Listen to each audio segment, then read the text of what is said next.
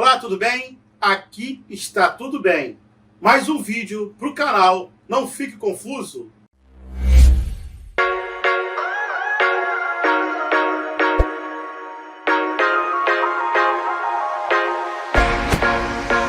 E aí, galera, beleza? Hoje nós vamos entrevistar o nosso amigo Gustavo. E aí, Gustavo? Beleza? Prazerzaço estar aqui. Pô, obrigado pelo convite. Obrigado por você ter vindo, né? Ter aceitado, ter saído daquele bar maravilhoso lá com, Copinho. O Gustavo é proprietário do Copinho, um bar que fica na Avenida Henrique Terra. Eu já vou falar algumas coisas. Henrique Terra 240, entre o ginásio e o outro. Isso aí. Esse lá, Cazé, ele tem mais de 500 rótulos de cerveja. Como isso, cara? São 4 freezer de cerveja, tem 500 rótulos de cerveja. Tem cerveja para tudo que é gosto, para tudo que é cor e para tudo que é preço. Da mais barata até a... Entendeu? Mas gosto não se discute. E nem bolso. Não sei quando o programa vai no ar, mas semana que vem tá chegando a quinta geladeira. Então, A quinta geladeira? que tá precisando. Então tá ótimo. Falta. Mas são rótulos atuais? Ou são rótulos também guardados das antigas? Tem clássico importado, clássico nacional, lançamentos do Brasil inteiro, do mundo. Tem cervejas de guarda, que são cervejas que evoluem ao longo do tempo. De repente a gente fala sobre isso hoje, né? Assim como no mundo do vinho, tem muita cerveja que, bem guardadas, dependendo do seu estilo, elas evoluem muito bem, o sabor melhora, né? Inclusive há boatos que a gente vai abrir uma hoje. Desse tipo de cerveja de guarda, né? Ah, legal. Vamos ver se você vai curtir aí. Então vamos lá.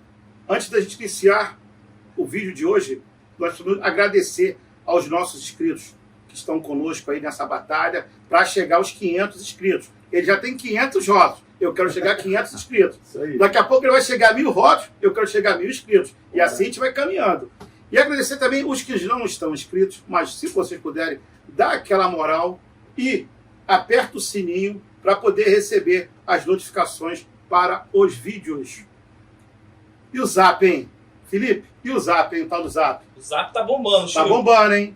Tá bombando. Você que estiver precisando de alguma mercadoria, e pena que a gente não vende cerveja. O Zap do Copinho é outro, no final lá vai ter o Zap do Copinho, tá? O nosso Zap, 97401-3566. Você tiver alguma dúvida, você passa o Zap pro Chico Parafuso. Valeu? Felipe, vamos lá, hein, Felipe?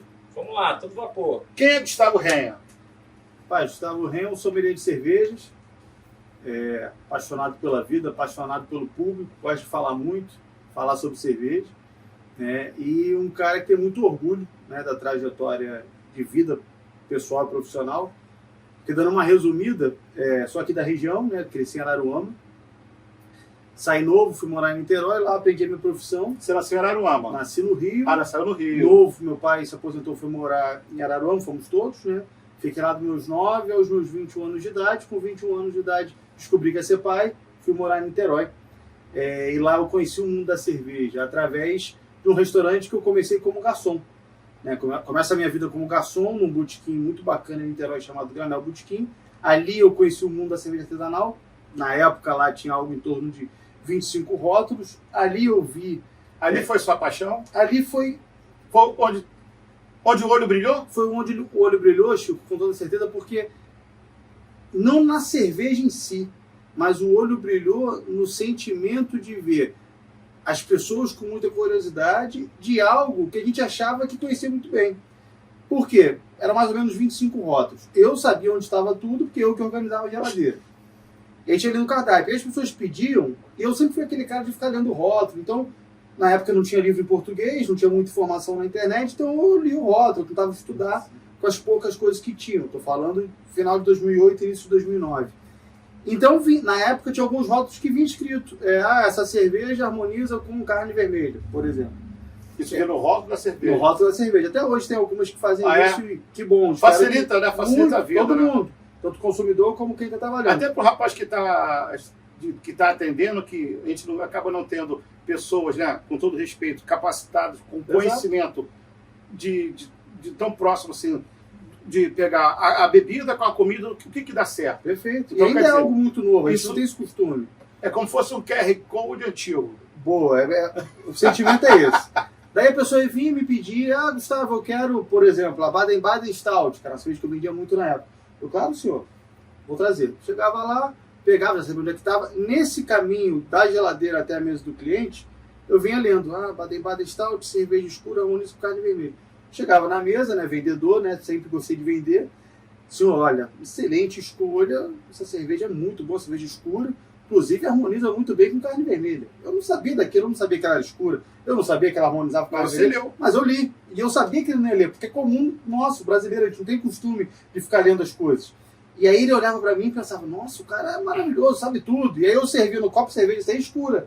Nossa, você sabe que ela é escura. Eu falava, olha, inclusive, se quiser, a gente tem a picanha na chapa aqui da casa que é maravilhosa, ou a linguiça calabresa, põe essa picanha aí. Então o cara que foi, por exemplo, para tomar uma cerveja, já tomou uma cerveja, já pensava nos 10% no final da conta. Sim, claro. Já tomou uma cerveja, já pediu a picanha. Até a picanha chegar ali 15, 20 minutos, já tomou a segunda. Quando chegava, que ele botava na boca cerveja e comida, nossa, harmoniza maravilhosamente bem. Gustavo maravilhoso, Gustavo sabe tudo. Eu não sabia era nada, eu estava iniciando naquele mundo. E isso me fascinou, porque eu sempre vi todo mundo beber muito cerveja, né, meus irmãos, amigos meus. Eu nunca fui muito bebedor, eu sempre gostei mais dos destilados quando era novo. Mas eu gostava de provar, né? E aí, de repente, eu descobri que uma parada que era tão comum na mesa do brasileiro, que a cerveja estava se transformando em algo novo. E eu sempre me considerei, Chico, um cara muito observador. E cascudo, né, cara? Já rodei pra caramba, mesmo novo. E aí, quando eu olhei aquela cena, que eu comecei a pesquisar a pouca coisa que tinha na internet, e muita gente falava, isso é uma modinha, a cerveja vai passar, cerveja artesanal. Eu falei, cara, não é uma modinha. Isso foi mais ou menos em 2010, né? Início de 2009. 2009, isso. Eu falei, cara, isso não é uma modinha. A cerveja é um braço da gastronomia. Olha só, isso no início de 2009. Eu previ exatamente o que aconteceu. Falei, a cerveja não é uma modinha, ela veio para ficar, ela vai explodir e depois ela vai dar uma leve caída e vai ficar as coisas legais, justas, equilibradas. Não deu outra. Hoje a gente está falando de 14 anos depois e é exatamente o cenário que a gente vive. A cerveja explodiu no decorrer de, vamos falar aí, entre 2008 e 2016. No Rio de Janeiro, especificamente, tiveram alguns problemas por conta de N fatores, violência, custos de insumo, etc, etc, governo, imposto. Veio a pandemia, ferrou o mercado inteiro, né? Não só o da bebida, mas vários, infelizmente, de uma forma geral. E hoje, infelizmente, muita gente fechou, muita gente ficou, e esses que ficaram, esses que eu digo, essas cervejarias, esses bares, estão bebendo água de cerveja artesanal, estão começando a beber água limpa. Então, por quê? Porque ficou quem tem maturidade, quem tem conhecimento, quem tem visão de mercado. Então, hoje a gente vê um trabalho menor de variedades, como já se viu no Brasil, mas, na minha opinião, um trabalho de melhor qualidade. Então, em suma, quando você estava lá no Granel, não foi a cerveja que te encantou? Não foi. O que te encantou? Foi a alegria do público em pegar algo básico e conhecer algo novo. E melhor ainda, foi a minha alegria profissional de, dentro de um respeito ao cliente, de entender que sim, ele me pediu algo, mas eu sei que eu tenho algo similar para oferecer, mais. Que pode ser que ele queira ou não, mas cabe a mim oferecer. No caso da literalmente harmonização. Não, no caso de conhecer um rótulo artesanal. Por quê? Ah, tá. Ali também, assim como no copinho, que eu falo, o copinho é um mini granel, né? Eu tento fazer exatamente o que eu aprendi há 14 anos atrás, porque eu acho que é o melhor caminho. Então lá, por exemplo, eu tinha Boêmio, eu tinha Heineken, eu tinha Original, cervejas tradicionais, né? E eu vou chutar aqui, 60%, 70% do público não ia lá por causa da artesanal, nessa época, no início. Ia para poder ouvir um bom samba, um bom chorinho, comer uma comida que era maravilhosa, o bar existe até hoje, né? E tomar aquela cerveja trincando de gelada. Quando chegava lá e ele olhava, na época, 3 geladeiras cheias de rótulo diferente, nome esquisito, olhava o cardápio, Bélgica, Alemanha, Brasil, Minas Gerais, aquilo despertava uma curiosidade. Ele olhava aquilo uma vez, olhava a mesa consumindo, uma cerveja meio avermelhada, meio rosa, meio roxa, e falava, cara, coisa esquisita, quero provar isso aqui. Sabe o que é isso aqui? Ah, isso é isso, isso e isso. Explicação básica, eu não tinha muito conhecimento. Mas o pouco que eu falava correto. Olha, isso é isso, isso e isso. Deixa eu provar uma. A gente brinca que é um mosquitinho. Diga-se de passagem, você já foi picado. Que depois que conhece artesanal, é difícil voltar. Então, esse foi o gancho. Eu nunca virei para você e falei, a pessoa virava para mim e falava, eu quero tomar uma original de lado. Eu, não beba isso, beba aquilo. Jamais, como eu não faço até hoje, nunca farei. O que eu fazia o desejo da pessoa, né? Exatamente. É o seu desejo? Eu tenho. Vou te servir. Mas se você quiser, eu também tenho isso aqui para te provar. Cara, É o você, Amenix, né? sim ou não. Um Amenix, por exemplo. Ah, não, Gustavo, eu quero só meu original já mesmo. Show de bola, Show de tá bola, aqui, sim. pá. Ah, eu fiquei curioso, quero provar aquilo ali. Tá aqui. Então, essa possibilidade, eu sempre brinco quando eu faço treinamento para a equipe, né? Que são as cartas na manga que você tem, né? Essas cartas na manga que você tem e saber usar no momento correto, você encanta o cliente, né? E encantar o cliente é o diferencial. Hoje a gente vive um momento, ainda mais pós-pandemia, as pessoas ficaram mais carentes, as pessoas ficaram mais atenciosas com grana, as pessoas ficaram mais atenciosas com o serviço de um modo geral, de valorizar um bom dia, um por favor, com licença, obrigado, né? Modéstia à parte, que é o que você faz muito bem aqui na tua loja, eu sei porque eu sou cliente, venho aqui, vejo sempre. Então, isso faz a diferença. Então, hoje eu falo, quer tomar uma cerveja boa, artesanal? Tem uns 5 sites na internet aí que te entregam em 2 dias. Talvez até mais barato do que no meu bar, porque não tem os custos que eu tenho. Então, o que vai fazer? Bar é bar. O que vai fazer você sair da sua casa, com a sua esposa, com o seu filho, tomar um banho, pegar teu carro e ir até a porta do meu bar, se você tem um site que pode entregar cervejas artesanais na porta da sua casa, se você tem outros bares muito legais pela cidade. Então, se você saiu da tua casa e se entrou no meu bar, eu tenho a obrigação de te entregar um serviço de excelência e, se possível, te entregar algo a mais. Você já vai esperando algo, eu quero te entregar esse algo e algo a mais. E o algo a mais, no caso, na minha empresa, no Copinho, é a cerveja artesanal. Sempre vai ser a estrela da casa. E é isso. Verdade. Gustavo, você teve 2 programas de rádio, né? Um na Rádio Cidade, Rock Beer, e o segundo na Rádio FM, Boteco do Renha. Eu tive 3, na verdade. 3, é? Foi uma parada muito legal, cara. Foi uma época muito, muito bacana da minha vida, porque sempre gostei de falar muito, né? E dentro da sommelieria, que eu falo, empresário, isso e aquilo, eu sou um sommelier de cerveja, essa é a minha profissão, foi isso que me ensinou tudo que eu sei de cerveja na vida. Então eu sou um sommelier de cerveja. E dentro da sommelieria, você tem vários braços. Você pode ir para o atendimento, que eu faço muito, que eu acho lindo. Você pode trabalhar com importação, você pode trabalhar como empresário, dono de bar. Hoje existem outros nichos do mercado, arquiteto, engenheiro, advogado, que estudam a sommelier de cerveja para poder incluir isso na sua profissão. Um arquiteto que se especializa em bar, um advogado que se especializa em causas de cerveja. A questão, assim, desculpa cortar, vontade. A cerveja, a comida, a bebida e a comida, vamos dizer, e a gastronomia de forma em geral, todo mundo tem esse prazer. Sim. Né? Um pelo café, um pela cerveja, cachaça, outro pelo vinho, outro pela cachaça, e outro pelas comidas. Então, a pessoa que ele chega a um determinado tempo, como você falou, engenheiros, médicos, onde a pessoa tem essa possibilidade de estudar. Perfeito. E fazer algo dentro da casa dele. Não, eu tenho aqui um recanto aqui onde só tenho cerveja tal, o queijo é tal. Não, e você inclui, por exemplo, o canso de ver... Isso é um mercado que está crescendo, tá? Muito. Muita gente disse que já chegou no teto, eu não acredito. Para mim ainda falta muita coisa para crescer. Por exemplo, jornalismo e arquitetura. Você pegar um arquiteto especializado em bar que tem conhecimento de cerveja, ele vai trazer aquela lembrança de um pub da Bélgica, de um pub da Inglaterra, de um pub da Alemanha. Você fala especializado em bar, o quê? Que ele trabalha sempre a arquitetura dele para... Não sempre, mas é o foco principal dele. Tá. Você que é um dono de bar, você já vai buscar aquele arquiteto específico porque você sabe que já fez ele faz comerciais, projetos. Né? Exatamente. Que é diferente, né? Tem uma noção da altura da torneira da pia, da entrada e saída de alimentos. Dá um toque... É uma coisa diferente. Tem que ter um estudo, né, cara? Tem um estudo para isso, né? Então, a sommelieria de cerveja ajuda como um complemento para a tua profissão. Então... E a rádio? Então, e aí eu sempre falei muito. E aí nisso, em 2000... Ninguém reparou, não. Em 2012, lembro como se fosse hoje, 2012, final de 2012, ali perto do Natal, estava muito empolgado, que estava sendo um momento muito bacana da minha vida. O sonho da minha vida era conhecer Nova York. Era o sonho da minha vida. Nunca tinha entrado no avião. E perto do Natal, ali por volta do dia 20 de dezembro, eu consegui comprar passagem para ir em abril. Estava muito feliz, né? E aí vim passar um tempo com a minha mãe, que era Roma, eu morava em Niterói. Eu lembro como se fosse hoje. Estava na estrada, indo para casa, aquele momento feliz, eu chorava, né, agradecendo a Deus, aquela coisa toda. E toco o telefone.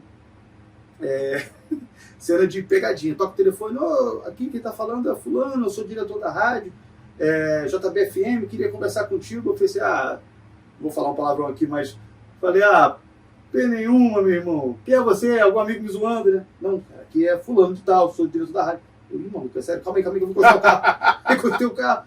Aí era um convite para ir lá conhecer a rádio, né? A JBFM é líder disparada de audiência JB é top. no Rio de Janeiro, e a JB, na época, era a proprietária da Rádio Cidade, que foi um ícone, né, da história da rádio brasileira, né, a Rádio Rock, que na época estava desativada e ia voltar logo na sequência. E aí me chamaram para reunião. Era à noite, às 20 horas, não era? Era às 8 horas. Eram pílulas diárias, né, de informação. E aí, com isso, fui lá, fui recebido na rádio, conheci aquela estrutura toda de rádio e me falaram, olha, a rádio vai voltar, e a gente já quer voltar com um programa de cerveja também.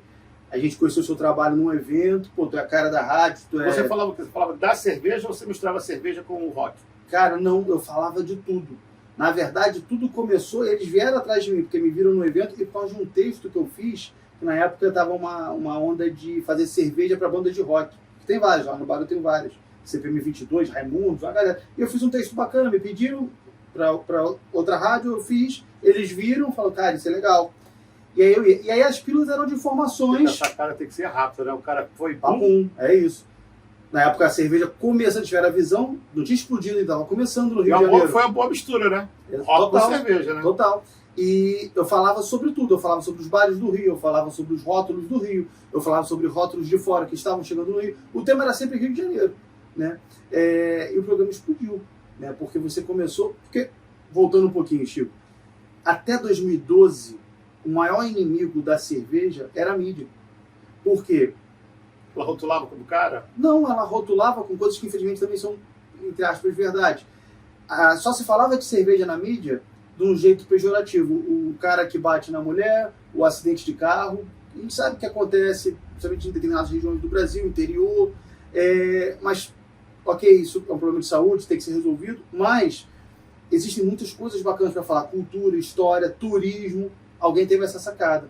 Naquele ano de 2012 foi quando a mídia começou a falar de turismo cervejeiro. Ir para Petrópolis, que sempre foi uma cidade com um polo cervejeiro, ir para Friburgo, estava começando a nascer uma parada ali. Então a mídia começou... tiveram que se mexer, né? Muito. Fazer uma publicidade inversa para poder chamar a atenção. Exatamente. E a gastronomia veio junto. Porque a gastronomia começou a enxergar a cerveja, a mídia sempre perto da gastronomia falou, é legal falar disso aqui também, ainda mais feito no nosso estado.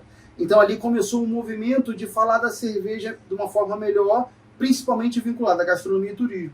De repente veio uma rádio, referência no Rio, programa diário, não era parado uma vez a cada 15 dias, era todo dia, de segunda a sexta, e aí a gente explodiu. E, ao vivo? Não era ao vivo, era gravado, eu ia uma vez por semana, eu gravava 5 programas. Inclusive me deu a liberdade de viajar e poder gravar de outros lugares, foi muito bacana. E aí a rádio ficou no ar 2 anos, os 2 anos que ficou no ar eu estava lá todos os dias. Aí a rádio infelizmente fechou, depois que fechou no mesmo dial abriu a Rio FM, já com uma pegada mais de samba, de pagode. Me chamaram de volta, falei, bacana, vamos trazer então, nessa época a cerveja artesanal, eu estou falando de 2015 mais ou menos, a cerveja artesanal já estava explodida, mas começando a ficar elitizada, e eu nunca curti essa parada, eu queria deixar a cerveja com aquela cara do botequim, como é o copinho.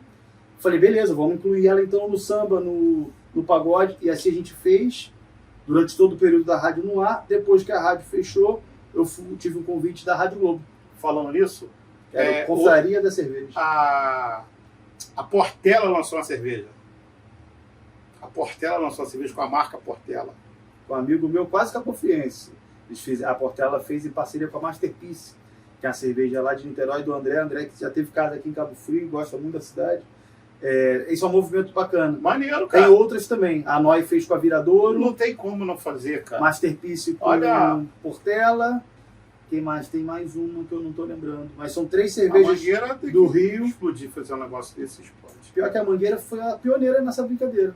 Porque a Mangueira, o que aconteceu? Tem uma artesanal que é do Mussum, que é criada pelo filho dele, o Sandrinho. Gente finíssima.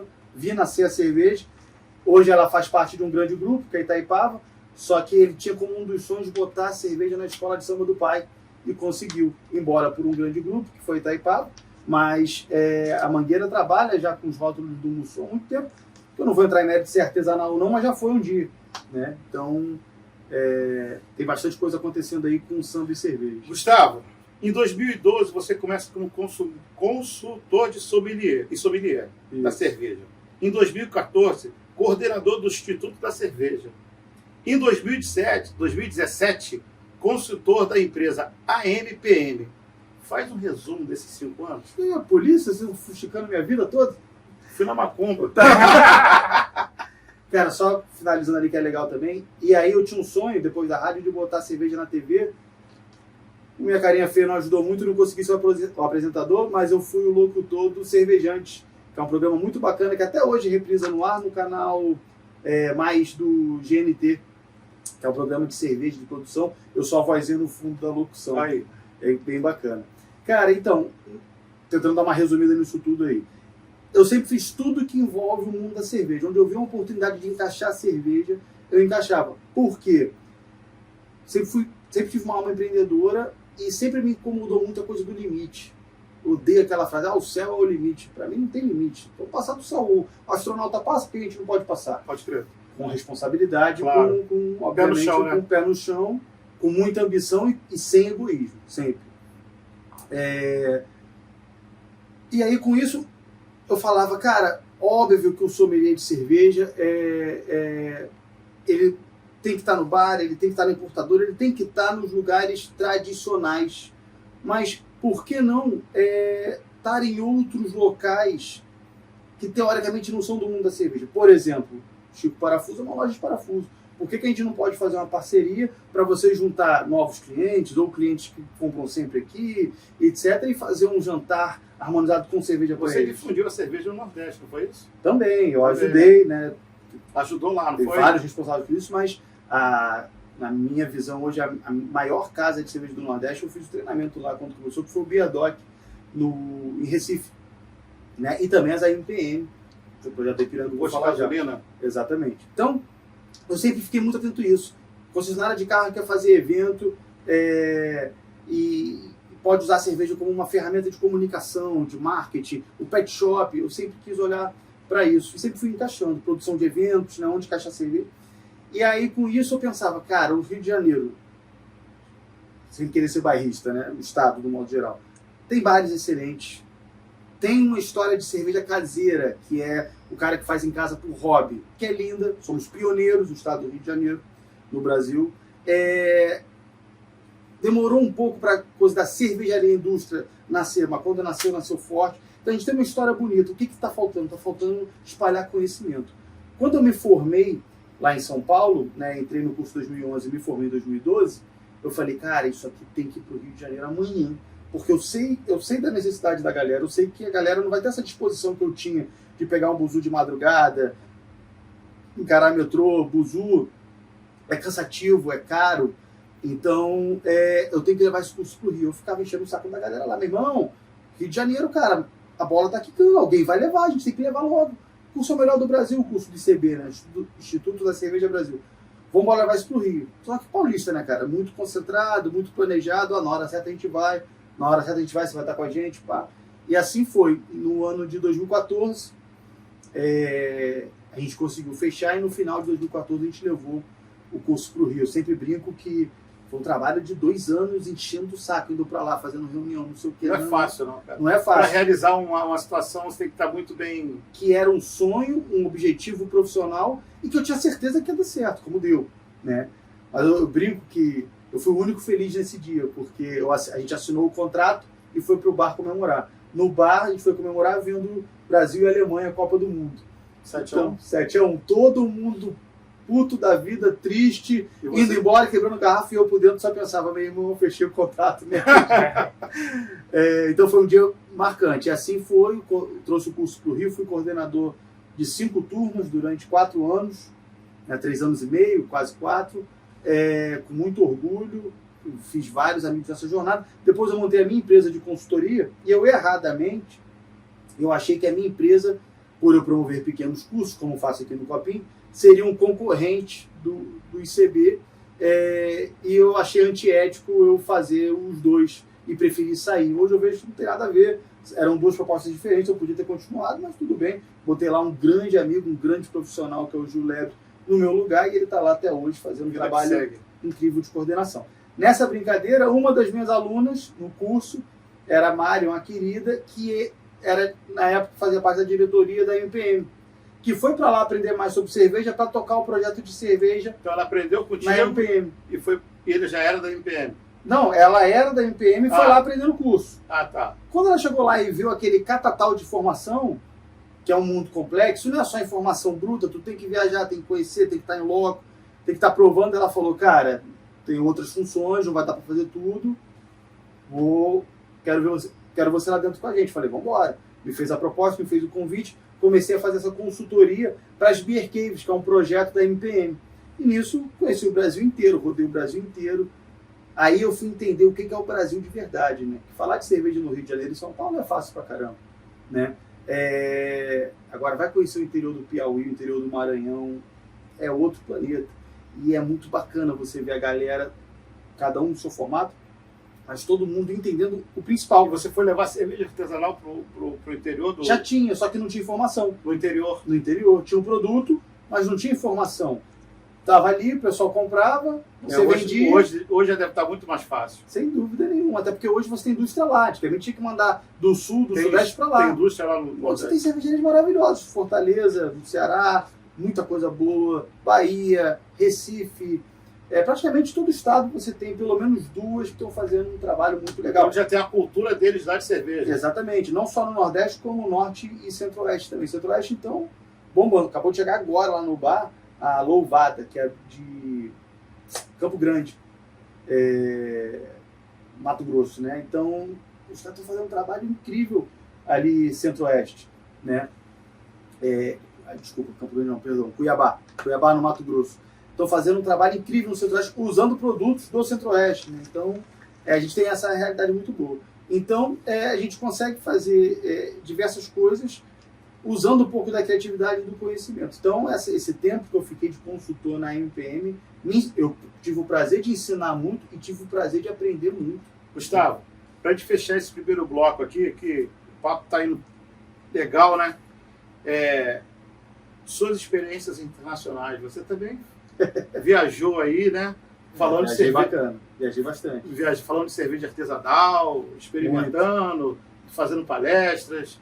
Cara, então, eu nunca tinha entrado no avião, né? O pessoal me zoava, pô, você vai para São Paulo de buzu, é quase o mesmo preço de avião. Não sei nem onde fica o aeroporto, eu deixo de buzu mesmo. Mas eu tinha esse sonho de ir para Nova York, né? E aí realizei meu sonho, a primeira vez em abril de 2013, era aquela criança que ficava em casa vendo Sessão da Tarde, tudo era lá, né? Então, Esqueceram de Mim 2, Macaulay Culkin, eu ficava vendo aquelas coisas e falava, irmão, eu quero ir lá. Eu cresci com isso, né? E no Natal, dia 24 de dezembro, você cantando aquilo lá na neve, né? Isso. Tanto que você me perguntar como é que é o táxi em Nova York, faço a menor ideia, eu só andava a pé, meu. Porque eu queria ver as coisas, eu olhava e falei, irmão, esse prédio aqui, já vi isso aqui. Igual uma criança, era muito feliz realizando meu sonho. E dali em diante eu comecei a viajar, por quê? Quando a gente fala de cerveja, tem cerveja no mundo inteiro, mas a gente fala de 4 grandes escolas. O que seria grande escola? São grupos de países que têm muito conhecimento e criaram regras, no bom sentido da palavra, de produção e de consumo. Então são países que ditam regras, são grupos de países que ditam regras para o consumo e para a produção. E aí você tem a escola inglesa, né, a escola britânica, que está falando de Inglaterra, Irlanda. A gente está falando de escola belga, que está falando de Bélgica, Holanda. Está falando de escola alemã, que está falando de Alemanha, Áustria, República Tcheca. E a mais nova de todas, que é a escola americana, falando dos Estados Unidos, que é um país gigantesco, né? Cada estado tem uma realidade diferente. E aí, quando, naquela época, 2009, 10, 11, não tinha muito livro em português, começou a nascer. Todos os cursos que tinha eu fiz. Tudo com muita dificuldade, né, Gustavo? Tudo. A mídia me descobriu, isso me ajudou muito ali em 2012, muita matéria, Globo, Veja Rio, muito trabalho grande. Inclusive, quem não foi no Copinho e pelo menos passa lá e toma uma água prata. Isso, uma água prata. Água clássica de boteco. Tem lá no bar deles vários reportagens do jornal, de revistas, de onde ele passou. E isso é legal, é uma história. É isso. E aí, comecei a viajar porque tudo aquilo que eu estudei no livro, eu queria conhecer em loco. Eu sempre falei muito, sempre gostei de ouvir muito também. E como garçom, eu aprendi isso. Um garçom, ele aprende muito. Histórias de vida, coisas bacanas para você saber, todos os tipos de pessoas. E eu falei, cara, eu quero ver isso lá fora. Então eu comecei a viajar para os países clássicos de cerveja, Bélgica principalmente, Estados Unidos, Inglaterra, Alemanha. E eu sentava no balcão, balcão do bar da cervejaria e ficava perguntando as coisas. O pessoal, pô, por que tu pergunta pra caramba? Eu falava, pô, porque eu sou garçom, sou sommelier de cerveja lá no Brasil. Porra, é mesmo? Pô, e como é que tá lá? E contava um pouco da história cervejeira daqui, eles contavam de lá. E aí eu voltava pro Brasil para palestrar e eu contava as coisas que as pessoas que queriam saber da Bélgica, queriam saber da Alemanha, mas as coisas que não estavam no livro. As coisas que eu aprendi com o movimento cervejeiro de lá. Aqui, ó. E aí... Você fez o quê? Botou aqui, ó, cotovelo no botequim, Exatamente no canto do isso. ó, o braço aqui, pediu Aqui, uma ó. e ficou de conversinha, ficou Exatamente de historinha. isso. Papapá, E faço isso até hoje. E faço isso até hoje. E aí com isso Você também... sabe por que o Monteiro Lobato morreu? Ah. Porque parou de contar historinha. Aí morreu, mano. É isso Para aí. de contar história. Eu falo, a minha vida ali é vender é uma consequência de contar história. E aí, com isso, eu tive o prazer de fazer palestra nos Estados Unidos, tive o prazer de fazer palestra na Bélgica. Quando digo palestra, é palestra de treinamento, né? Principalmente porque é difícil Você ver... fez? Porque é difícil você ver o sommelier que atua... Você fez com os gringos? Sim, porque é difícil você ver o sommelier que atua carregando bandeja. Né? A maioria quer uma coisa de, só palestro, só falo na TV. Não, meu irmão, carregar bandeja. Passar aquele perrengue na rodoviária de madrugada para ir para casa. Porque São diferentes, poucos. né? É isso. São situações diferentes. Como você nasceu esse processo? Exatamente. Você nasceu como cumim no restaurante. Perfeito, exatamente. Depois passou para ser gerente. E nisso tudo, esse lance foi crescendo, foi crescendo, foi crescendo. E você, o que é interessante de tudo isso, é que é uma parada que é sua. Você não esquece as suas raízes. Nunca, porque é elas que me ensinam todos os dias. Isso aí. Você vê, 2022, pandemia, essa loucura toda, cheguei em Cabo Frio para morar, casei minha esposa daqui, falei, cara, e agora? Como é que eu vou ficar fazendo para ir pro Rio, atender Não conta cliente? agora isso não. Conta agora não. Depois você conta isso. Tá bom. Gente, o programa está muito legal, mas nós precisamos terminar essa primeira parte aqui, que o nosso diretor Cazé e Hélio, o Hélio está ligando pro Cazé aqui no telefone. Pô, já acabou a primeira parte aí? Já tá bravo. Mas antes de terminar, eu quero agradecer aqui meu amigo Edmilson, ó. Deu essa peça aqui, ó, pro programa aqui, ó. Muito bonito. E a patroa olhou, não, tem que levar para casa. Aí, Edmilson, perdi a peça, tô levando para casa. Meu, muito obrigado, tá? Não fique confuso. Chico Parafuso é multiuso. Vem a segunda parte aí. Valeu, galera.